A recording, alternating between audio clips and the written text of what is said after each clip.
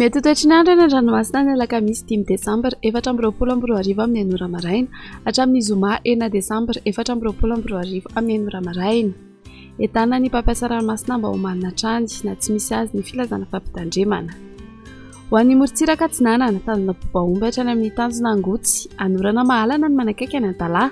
Ho avy atsimo Atsinanana andrifotra ka ho 8 hatramin'ny 20 kilometatra isan'ora. Amin'Jabendranomasina avon'ny onja andinany 1.5 metatra.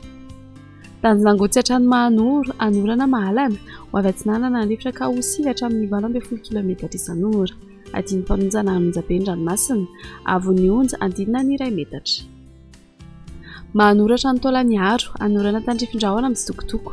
Ho avy avaratra na avaratra Atsinanana andrivotra ka ho 12 hatramin'ny 20 kilometatra isan'ora. Ahatratra 7 kilometatra isan'ora ny atsimon'ny Vangaindrano.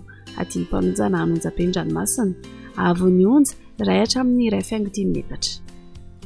Taolaniaro hatrany amin'ny tanjona Vohimena, Ibalikan'ny Masoandro. Ho avy Atsinanana amin'ny ankapobeny rivotra ka ho 9 hatramin'ny 20 kilometatra isan'ora. Jabendranomasina avon'ny onja 1.5 hatramin'ny 2 metatra. Ho an'ny morontsiraka andrefan'ny tanjona Vohimena hatrany amin'ny tanjona Gabo, isy tandrifin-drahona ny Takariva ny any avaratra Toliara. Ho avy atsimon'ny rivotra ka ho 9 hatramin'ny 20 kilometatra isan'ora. Adiny mpanonjana Jabendranomasina avon'ny onja 1 hatramin'ny 1.5 metatra. Tanjona Gabo hatrany amin'ny tanjona Vilanandro, isy tandrifin-drahona iovaova fisiaka andrivotra ka ho 9 kilometatra isan'ora.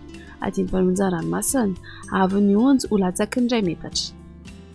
Tanjona Vilanandro hatrany Analalava, isy orana tandrifin-drahona ny Maraina. Ho avy Atsinanana andrivotra ny Maraina ka ho 9 kilometatra isan'ora. Ho avy avaratra ny Dolakandro ka ho 9 kilometatra isan'ora. Ho toy ny Ranomasina avon'ny onja ho latsaky ny 8.5 metatra. Analalava hatrany amin'ny tanjona Bobaomby, anorana tandrifin-drahona.